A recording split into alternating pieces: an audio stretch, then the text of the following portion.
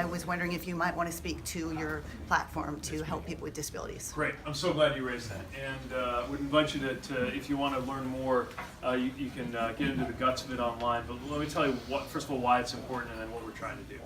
Americans with disabilities represent the largest group of Americans, the largest majority in this country, covered by civil rights law. And also a group of Americans that cuts across every racial and social group. And right now, America has not delivered on what it needs to in order to support not just taking care of Americans with disabilities, but unlocking the potential of what people with disabilities can contribute. And I've seen it firsthand from the people working on our campaign with disabilities who do so much to make our campaign work, but also make our campaign better. It's why we need to take steps like ending the sub-minimum wage and ensuring that the workforce fully values the contributions of workers with disabilities. In fact, I believe we can meet the goal of doubling the rate of workforce participation by 2030. It's why we need to make sure that we do a much better job with Social Security disability, the way it interacts with wages. It actually penalizes you for getting a job in some ways, and we've got to end that benefits cliff. We've got to do a lot more in our schools, but like fully funding the IDEA, the federal legislation for supporting students with disabilities, which has never been fully funded.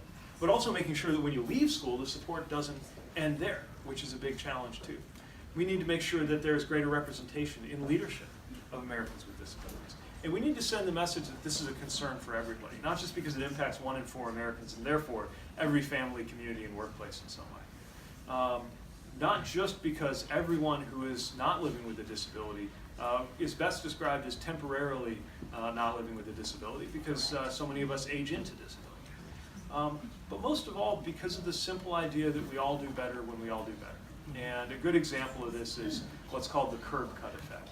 So there's a lot of controversy about the legislation that required, with some expense, that municipal governments, like the one that I run, make sure that every time you come to an intersection, there's a curb cut that makes it possible for a wheelchair to move through.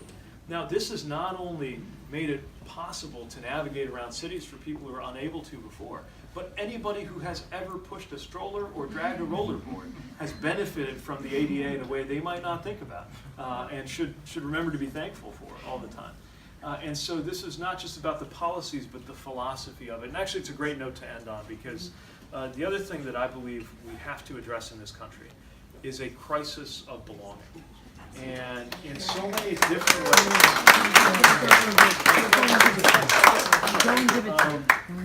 people are being told they don't belong. People are being excluded in countless ways, over ability, over race, over religion, over where you fit in the economy.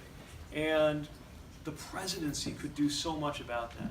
One of the best moments ever to happen on this campaign was when somebody met me at a campaign event and told me that our campaign let her know that she could go to school and not be ashamed of herself and talk about what she believed in. Didn't have to be ashamed, even though she had autism. And that was when I thought, oh, we're really getting somewhere. Because if this campaign can speak to her, just as a campaign, before the voting even begins, and tell her she fits, imagine what we can do with the American presidency. And that is just as important as any of the individual policies we're putting forward. And it's part of what motivates the ideas of this campaign.